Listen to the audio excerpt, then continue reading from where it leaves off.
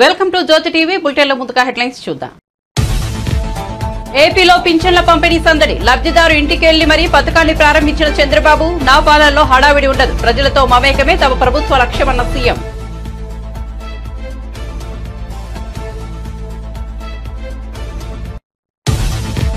Governor CP రాధాకృష్ణన్తో CM Revanth Reddy భేటీ. అసెంబ్లీలో ప్రవేశపెట్టనున్న బిల్లులపై చర్చ. రేవంత్ రెడ్డి వెంట సలహాదారు వేం నరేందర్ రెడ్డి.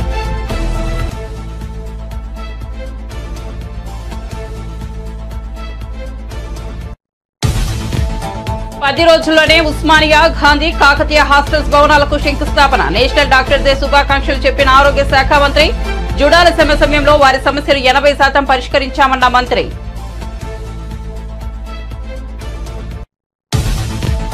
కాకినాడ జిల్లాలో సామాజిక పింఛన్ల పంపిణీ కార్యక్రమంలో పాల్గొన్న డిప్యూటీ సీఎం. పంచాయతీరాజ్ శాఖలో ఖజానా ఖాళీగా ఉందన్న మంత్రి. అందుకే ఈ 4-5 రోజుల జీతం వదులుకున్నట్లు వెల్లడి. గెలిపించిన ప్రజలకు పింఛన్లు ఇచ్చి కృతజ్ఞతలు తెలుపుకుంటున్నామన్న పవన్. నీవు మగోడు అయితే 6 ఎమ్మెల్యేలతో రాజీనామా చేయించి ఎన్నికలకు రా అంటూ రేవంత్ కు కేటీఆర్ సవాల్. 6 శాశ్వతంగా రాజకీయ సమాధి చేసే బాధ్యత తెలంగాణ సమాజం తీసుకుంటుందని వెల్లడి.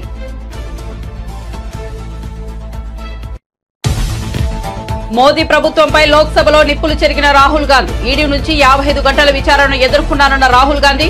మోదీ పాలనలో ప్రతిపక్ష నాయకులపై దాడులు జరుగుతున్నాయని ఆగ్రహం. విపక్ష నేతలను ఈడీ, సీబీఐ నేతలతో బెదిరిస్తున్నారని ఆరోపణ.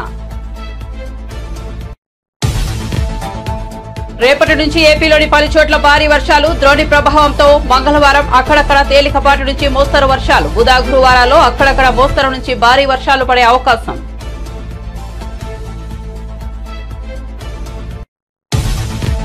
పరదాలు కడుతున్నారు సార్. సీఎం చంద్రబాబు, మంత్రి లోకేష్ మధ్య సరదా సంభాషణ. అందరి ముఖాల్లో నవ్వు.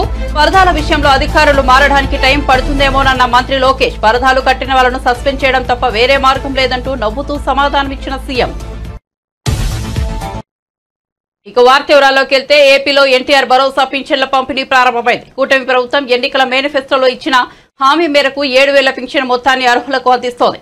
మంగళగిరి నియోజకవర్గం పెడుమాక ఎస్టీ కాలనీలో సీఎం చంద్రబాబు పింఛన్ పంపిణీని ప్రారంభించారు. మంత్రి లోకేష్ ఇతర అధికారులతో కలిసి గ్రామానికి చేరుకున్న సీఎం పూరి గుడిసెలలో ఉన్న లబ్ధిదారు రాములు ఇంటికి వెళ్లి 3 లబ్ధిదారులకు స్వయంగా పింఛన్ అందజేశారు. లబ్ధిదారు కుటుంబ సభ్యులతో మాట్లాడారు. త్వరలో ఇల్లు నిర్మించి అందజేస్తామని సీఎం వారికి హామీ ఇచ్చారు. అనంతరం లబ్ధిదారు కుటుంబ సభ్యులు ఇచ్చిన టీ తాగారు. రాములు కుటుంబ సభ్యులతో మాట్లాడి వారి పరిస్థితిని అడిగి తెలుసుకున్నారు.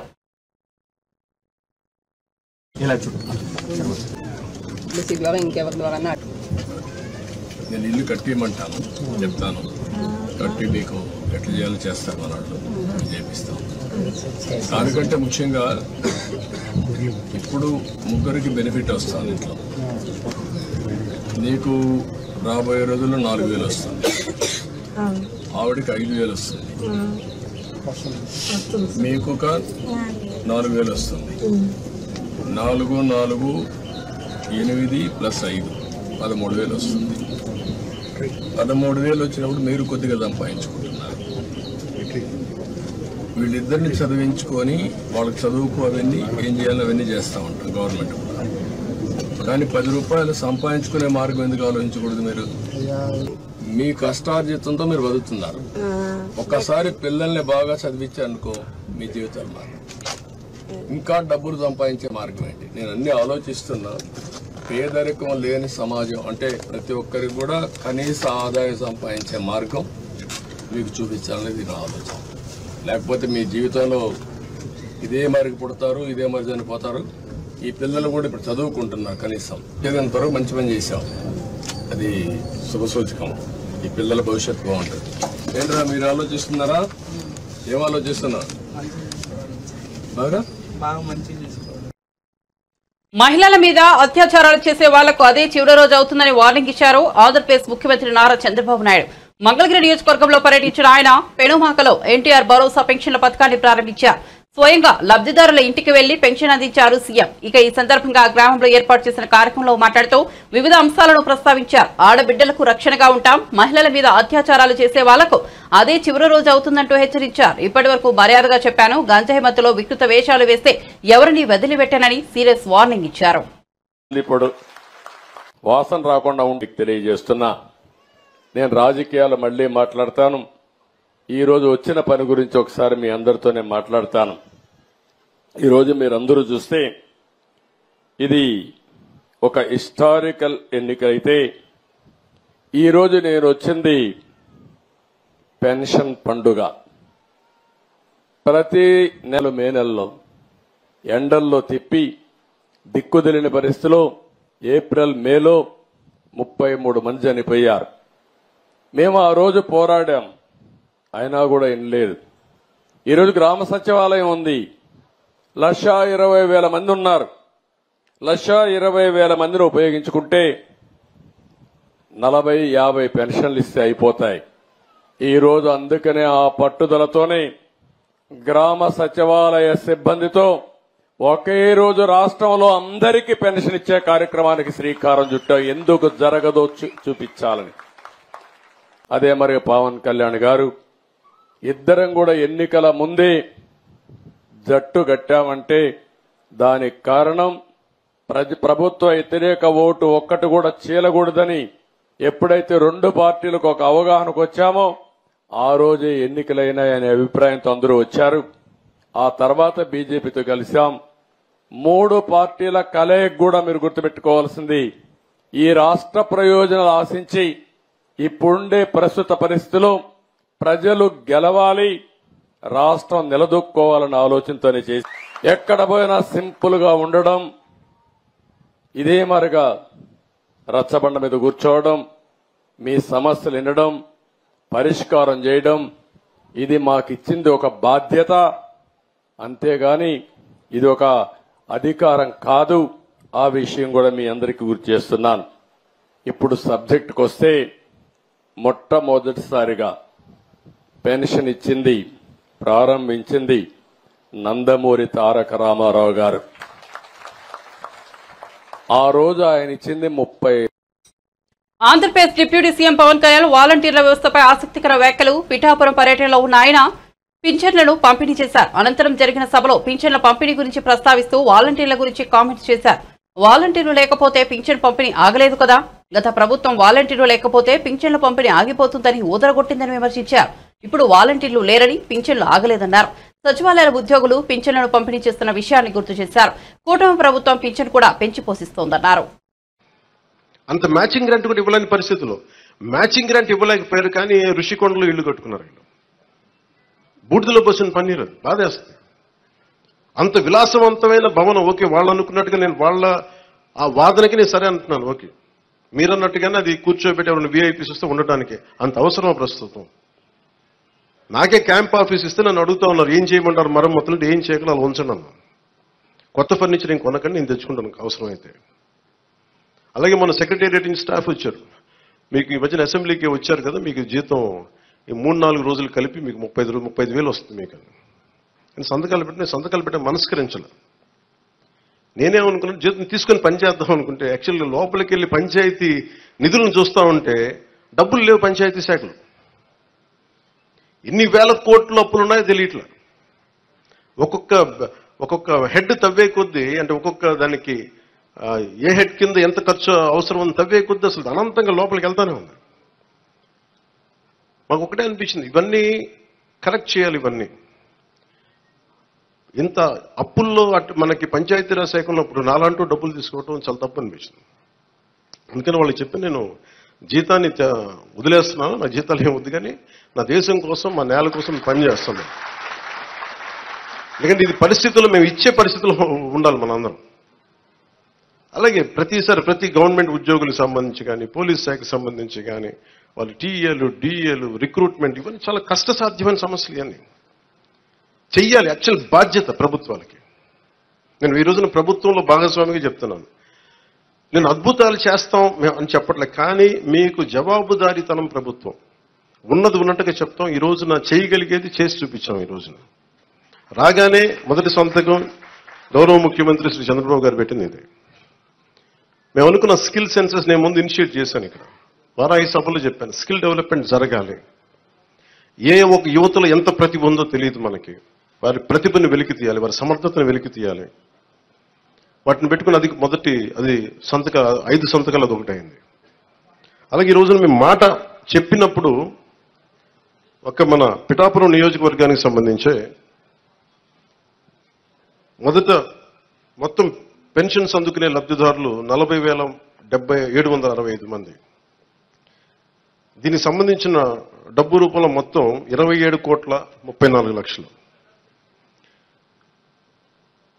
వృద్ధాప్య పెన్షన్లు అందుకునే వాళ్ళు దాదాపు 20,396, వితంతు పెన్షన్లు అందుకునే వాళ్ళు 9,970, దివ్యాంగులు పెన్షన్ తీసుకుని 4,819, మత్స్యకారులు 1,498, చేనేత కార్మికులకు సంబంధించిన 997, కల్లు గీత కార్మికులు 619, డప్పు కళాకారులు 230. ఇలా కాకుండా అలాగే ట్రాన్స్జెండర్స్ కానీ ఇందాక మీరు మాట్లాడుతూ ఉన్నారమ్మా, దీని గురించి మీరు ప్రత్యేకంగా మీకు మాట్లాడతాం మీ గురించి.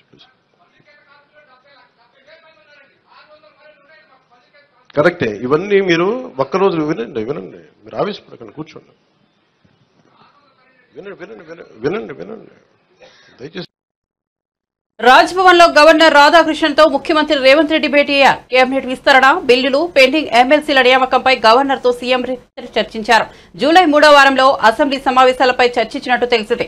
మరోవైపు కేబినెట్ విస్తరణపై జోరుగా ప్రచారం జరుగుతోంది. దీనిపై కూడా చర్చ జరుగుతున్నట్లు సమాచారం. ముఖ్యంగా బిల్లుల కోసమే గవర్నర్ తో సీఎం సమావేశమైనట్లు ప్రభుత్వ వర్గాలు పేర్కొంటున్నాయి.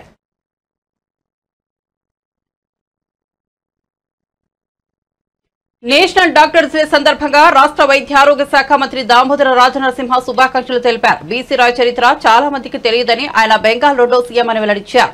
మేధావులను దేశానికి ఇచ్చిన రాష్ట్రం అదేని, అదే కోవకు చెందిన వ్యక్తి బీసీ రాయ్ అని పేర్కొన్నారు. బీసీ రాయ్ జన్మదినం సందర్భంగా డాక్టర్స్ డేను జరుపుకుంటారని తెలిపారు. ఆయన ఒక ఆదర్శ మూర్తి అని, బీసీ రాయ్ పుట్టినరోజు సందర్భంగా డాక్టర్స్ అవార్డు ప్రతి ఏడాది ఇస్తామన్నారు. అత్యంత పవిత్రమైన అంకిత భావంతో నిస్వార్థంగా సేవ చేయడానికి ఎంచుకునేది డాక్టర్స్ వృత్తి అని ఆయన వెల్లడించారు. Because we are in society. కానీ ఎంత మేరకు ఏ మేరకు ప్రభుత్వము మీకు సేవలు అందియగలుగుతుంది, మీ ద్వారా ప్రజలకు సేవలు అందియగలుగుతుంది అనేది ప్రధానమైన అంశము. ఎన్నేళ్ళ మనకు ఉస్మానియాకు ఒక హాస్టల్ బిల్డింగ్ లేదు, గాంధీకి ఒక హాస్టల్ బిల్డింగ్ లేదు, రిపేర్స్ లేవు. ఇవన్నీ కూడా ఒకటే మాట పైన 204 కోట్ల రూపాయల జీవో తీసుకొచ్చింది. ఇలా ముఖ్యమంత్రి గారికి ధన్యవాదాలు తెలియజేస్తుంది. మీ డిఎంఈకు సుమారు 406 కోట్ల రూపాయలు 1 ఇయర్ బీఆర్ఓని రిలీజ్ చేసింది. త్వరలోనే మీ అందరి సహకారంతో త్వరలోనే మనము ఒక వారం 10 రోజుల లోపల ఉస్మానియా, గాంధీ, కాకతీయాలకు మనం శంకుస్థాపన చేసుకున్నాం. We have called for the tenders. And within a span of 6 months, we have come out with a notification for recruitment of 435 civil surgeons, doctors. So, ఈ ప్రక్రియ కొనసాగుతుంది. డిపార్ట్మెంట్ని స్ట్రెంథెన్ చేయాలి. ఒక ఇన్ఫ్రాస్ట్రక్చరే కాదు ముఖ్యము, ఇన్ఫ్రాస్ట్రక్చర్తో సహా హెచ్ఆర్ ముఖ్యము. హెచ్ఆర్ అంటే డాక్టర్స్ నుంచి ఏఎన్ఎం వరకు ఇవి రెండే ముఖ్యం కాదు. దానికి తోడు అడిషనల్ సర్వీసెస్ని ఒక క్వాలిటీ మెయింటైన్ చేయాలి. ఆ అడిషనల్ సర్వీసెస్ని స్ట్రెంథెన్ చేయాలి. సామాన్యుడు ఈ దవాఖానా నా దవాఖానా అని చెప్పి ఓన్ చేసుకోవాలి. డయాగ్నోస్టిక్సే కానీ, డయాలసిసే కానీ, పాలియేటివ్ కేరే కానీ, ఎల్డర్లీ కేరే కానీ, న్యూ బార్న్ స్క్రీనింగే కానీ, ఇలా ఇవన్నిటిని కూడా మనము స్ట్రెంథెన్ చేసుకుంటూ పోవాలి. అదే రకంగా రెగ్యులేటరీ అథారిటీని కూడా స్ట్రెంథెన్ చేయాలి. రెగ్యులేటరీ అథారిటీ అంటే a government doctor or government DMHO is not just a doctor, he also have the regulatory powers. ఇక్కడ ఎక్స్ప్లాయిటేషన్ జరగకూడదు. అదే మీరు తీసుకోండి, FSSAI, food security, food inspection, drugs inspection, clinical inspection. These are all regulatory powers the department have, the new people have. So protect the health of the common man, try to strengthen the department and try to strengthen the regulatory powers and send a message to the common man that nakedana apayam jarigina, nak anyayam jarigina, nannu exploit chesina, I can put it in writing a complaint to this department anedi oka bhavana, oka namakam anedi samanya prajalaku kalagali. So I once again congratulate all the doctors on this wonderful day, July 1st. July 1st, B.C. Roy's birthday, one of the illustrious visionary leader this country has ever produced, and we are indebted to him. And let us all together celebrate this day, July 1st, Doctors' Day. Once again, I congratulate you. Thank you. Doctors అందరి తరఫున మా association తరఫున హృదయపూర్వక కృతజ్ఞతలు sir. Doctor rationalization చేయబోతున్నారా? ఎందుకంటే అంత అస్తవ్యస్తంగా ఉంది. అంటే కొన్ని చోట్ల నంబర్ ఆఫ్ డాక్టర్స్ ఎక్కువ ఉన్నారు, కొన్ని చోట్ల డాక్టర్. గతంలో పరదాల సీఎంను మనం చూశామని, ఇప్పుడు ప్రజల ముఖ్యమంత్రిని చూస్తున్నామని మంత్రి నారా లోకేష్ అన్నారు. పింఛన్ల పంపిణీ అనంతరం మంగళగిరి నియోజకవర్గం పెనుమకలో నిర్వహించిన కార్యక్రమంలో సీఎం చంద్రబాబుతో కలిసి మంత్రి పాల్గొన్నారు. ఈ సందర్భంగా లోకేష్, చంద్రబాబు మధ్య సరదా సంభాషణ జరిగింది. ఈ ప్రభుత్వంలో 1995 నాటి ముఖ్యమంత్రిని చూస్తారు, చరిత్ర గుర్తుపెట్టుకోవాలి. నువ్వు కూడా అప్పట్లో కుర్రాడివి, నీకు కూడా ఐడియా లేదు. అప్పట్లో హైదరాబాద్ నుంచి బయలుదేరుతున్నానంటే రాష్ట్రం మొత్తం రెడ్ అలర్ట్ గా ఉండేది అని చంద్రబాబు వ్యాఖ్యానించారు. సీఎం, మంత్రి లోకేష్ మధ్య సంభాషణ జరుగుతున్న సమయంలో సభలో నవ్వులు పూశాయి. ఇంకా టైం పడుతుంది అనుకుంటా సార్ సెట్ అయ్యేదానికి. సార్ మీరు ముఖ్యమంత్రి అయిన తర్వాత సంక్షేమ కార్యక్రమంలో తొలి అడుగు వేశారు. అది కూడా మా మంగళగిరి నియోజకవర్గంలో పెనుమాక గ్రామంలో ప్రజావేదిక పేరు పెట్టుకుని ఈరోజు మా గ్రామానికి వస్తాం. మా అందరికీ చాలా సంతోషంగా ఉంది. గత 5 సంవత్సరాలుగా పరదాల ముఖ్యమంత్రి చూసాం, ఇప్పుడు ప్రజల ముఖ్యమంత్రిని మనం చూస్తున్నాం. అధికారులు ఇంకా టైం పడుతుంది అనుకుంటా సార్ సెట్ అయ్యేదానికి. లేదు, సెట్ అయ్యారు. ఇంకా పరదాలు కడుతున్నారు సార్. పరదాలు ఎక్కడ వాళ్ళు బతిమలాడి అన్ని తీపిస్తారు కాదు. పరదాలు కడితే ఇంకొకసారి ఎక్కడన్నా చూస్తే కట్టిన వాళ్ళని సస్పెండ్ చేయడం తప్ప వేరే మార్గం ఉండదు. కాబట్టి ఇంక నేను ఎన్నదలుచుకోలేదు.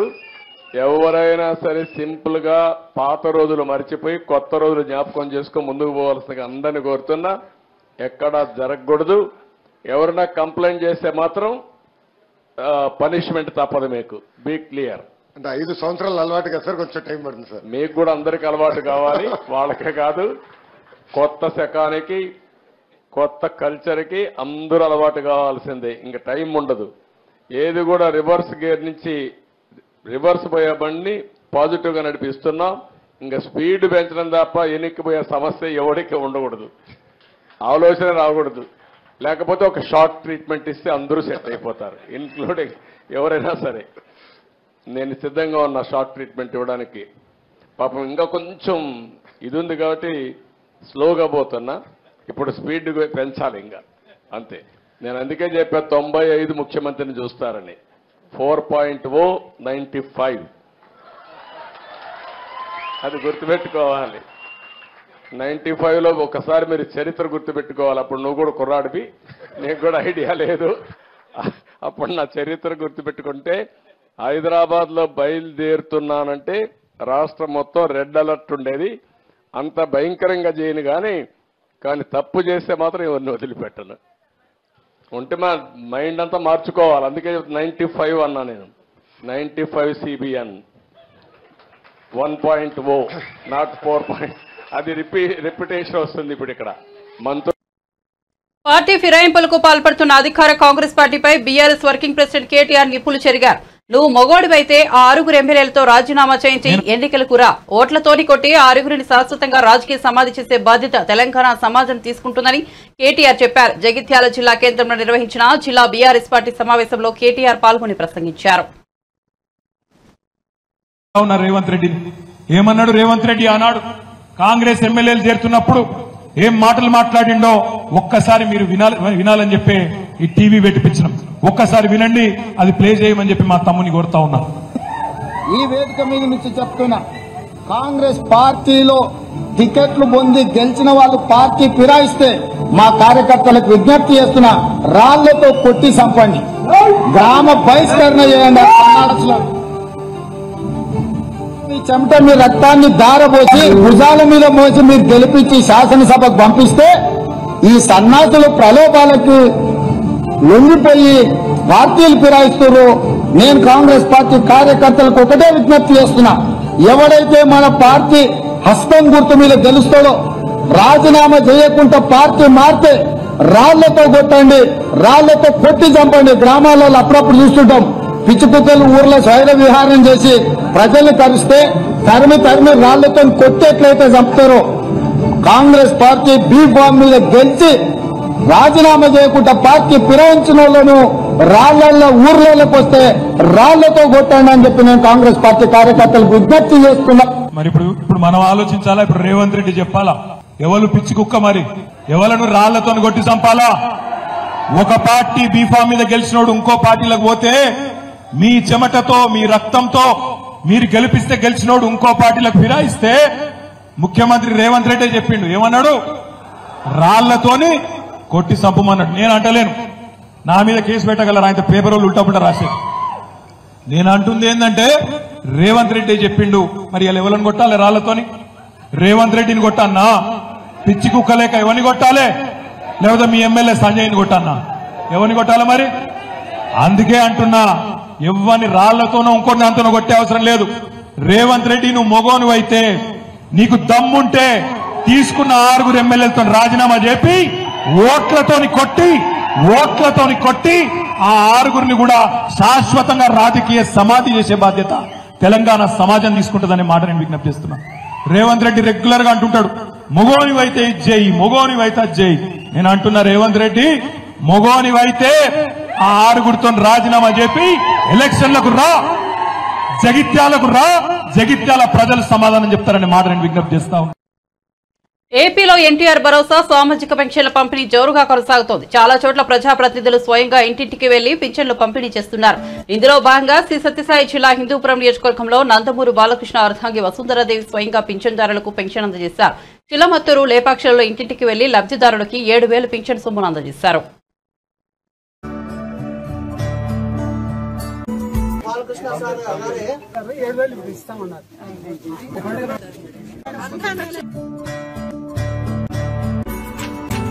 సభ్యులందరికీ బాలకృష్ణ గారిని హ్యాట్రిక్ విజయం చేసినందుకు చాలా చాలా థ్యాంక్స్ అండి. మా నాన్నగారు చంద్రబాబు నాయుడు గారు ఇచ్చిన హామీలన్నీ చేస్తారండి.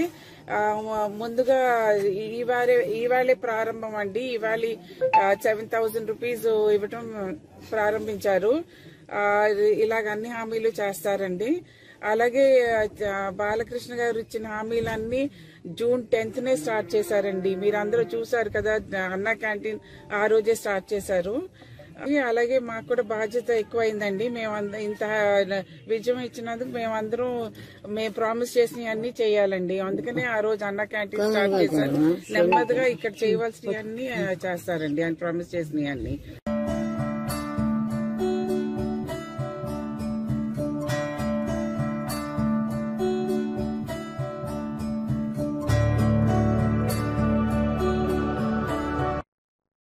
ములుగు జిల్లా వాజేడు మండలం చీకుపల్లి గ్రామ శివారు అటవీ ప్రాంతంలోని బొగతి జలపాతం చూపర్లను ఆకట్టుకుంటోంది. తెలంగాణ ఛత్తీస్గఢ్ సరిహద్దు అటవీ ప్రాంతంలో కురిసిన భారీ వర్షాలకు వాగులు వంకల నుంచి భారీగా వరద ప్రవాహం పెరగడంతో బొగత జలపాతం పరవళ్లు తొక్కుతోంది. ఆదివారం కురిసిన భారీ వర్షానికి 50 అడుగుల ఎత్తుతో పోస్తున్న జలపాతం వద్ద పర్యాటకులు సందడి చేస్తున్నారు.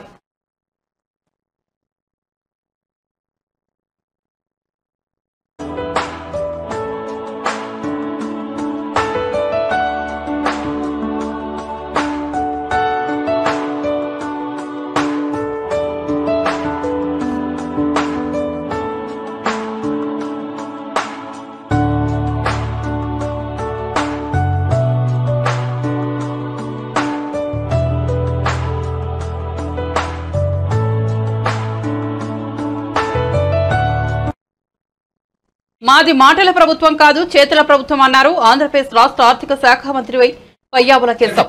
రాష్ట్ర వ్యాప్తంగా ఎన్టీఆర్ భరోసా పెన్షన్ల పంపిణీ కార్యక్రమం విస్తృతంగా సాగుతోంది. అనంతపురంలో జిల్లాలో పెన్షన్ల పంపిణీలో పాల్గొన్న ఆయన ఈ సందర్భంగా మాట్లాడుతూ మాది మాటల ప్రభుత్వం కాదు, చేతుల ప్రభుత్వం అన్నారు.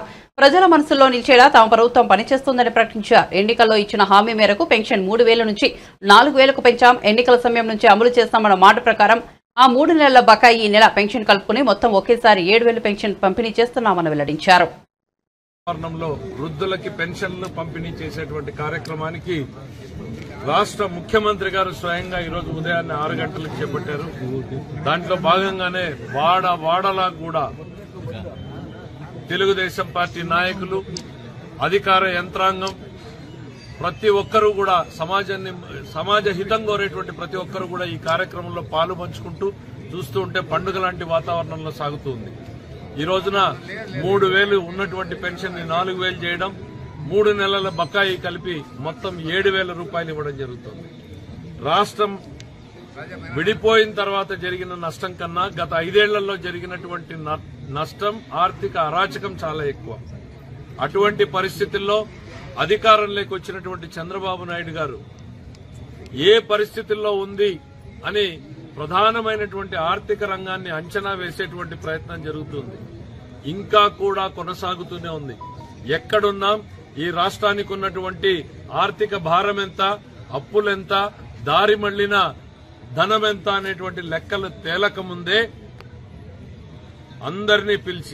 మమ్మల్ని అందరినీ పిలిచి ముఖ్యమంత్రి గారు ఇచ్చినటువంటి ఆదేశాలు ఏంటంటే 1వ తారీఖున మొట్టమొదటిది 6 గంటలకు పంపిణీ జరగాలి అనంటే 29వ తారీఖునే మీరు వృద్ధుల పంపిణీ కోసం రాష్ట్ర వ్యాప్తంగా చెల్లించాల్సినటువంటి 4,400 కోట్ల రూపాయల పైన మీరు ఏర్పాట్లు చేయండి.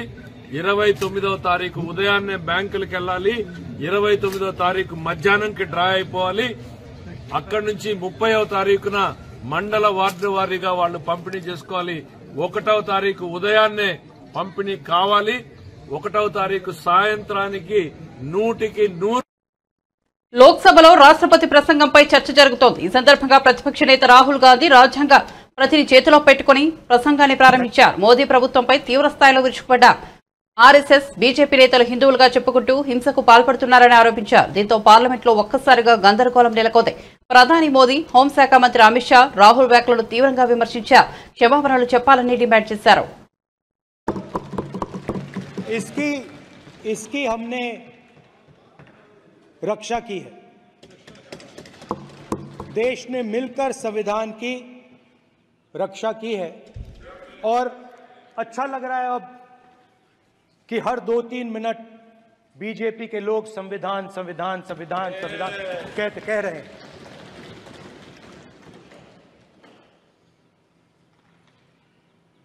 Speaker sir, for the last 10 years there has been a systematic attack. ద్రోణి ప్రభావంతో మంగళవారం అక్కడక్కడ తేలికపాటి నుంచి మోస్తారు వర్షాలు, బుధ, గురువారాల్లో అక్కడక్కడ మోస్తరు నుంచి భారీ వర్షాలు పడే అవకాశం ఉందని విపత్తుల నిర్వహణ సంస్థ మేనేజింగ్ డైరెక్టర్ రోడంకి కుర్మనాథ్ తెలిపారు.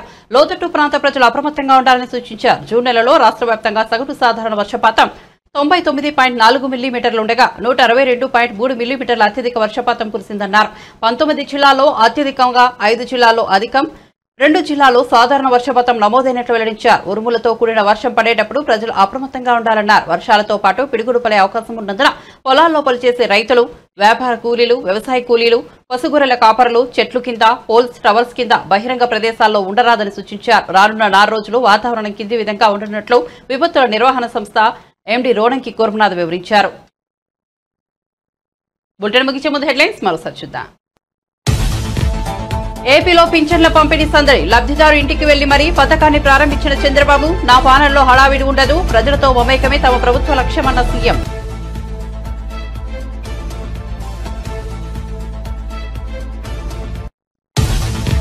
గవర్నర్ సిపి రాధాకృష్ణన్తో సీఎం రేవంత్ రెడ్డి భేటీ, అసెంబ్లీలో ప్రవేశపెట్టనున్న బిల్లులపై చర్చ. రేవంత్ రెడ్డి వెంట సలహాదారు వేం నరేందర్ రెడ్డి.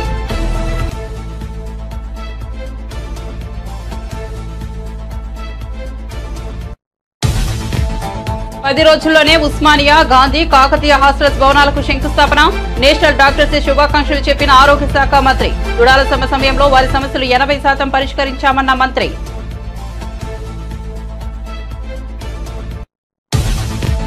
కాకినాడ జిల్లాలో సామాజిక పింఛన్ల పంపిణీ కార్యక్రమంలో పాల్గొన్న డిప్యూటీ సీఎం. పంచాయతీరాజ్ శాఖలో ఖజానా ఖాళీగా ఉందన్న మంత్రి. అందుకే ఈ 4-5 రోజుల జీతం వదులుకున్నట్లు వెల్లడి. గెలిపించిన ప్రజలకు పింఛన్లు ఇచ్చి కృతజ్ఞతలు తెలుపుకుంటున్నామన్న పవన్. నీవు మగోడివైతే 6 ఎమ్మెల్యేలతో రాజీనామా చేయించి ఎన్నికలకు రా అంటూ రేవంత్ కు కేటీఆర్ సవాల్. 6 శాశ్వతంగా రాజకీయ సమాధి చేసే బాధ్యత తెలంగాణ సమాజం తీసుకుంటుందని వెల్లడి.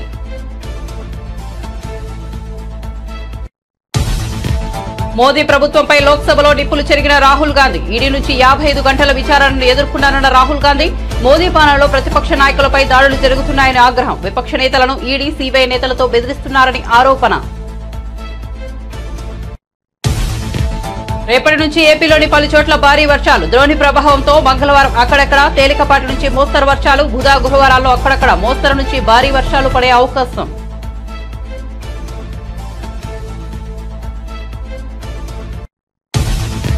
పరదాలు కడుతున్నారు సార్. సీఎం చంద్రబాబు, మంత్రి లోకేష్ మధ్య సరదా సంభాషణ. అందరి ముఖాల్లో నవ్వు. పరదాల విషయంలో అధికారులు మారడానికి టైం పడుతుందనేమోనన్న మంత్రి లోకేష్. పరదాలు కట్టిన వాళ్ళను సస్పెండ్ చేయడం తప్ప వేరే మార్గం లేదంటూ నవ్వుతూ సమాధానమిచ్చిన సీఎం. అప్డేట్స్ కోసం చూస్తూనే ఉండండి జ్యోతి టీవీ.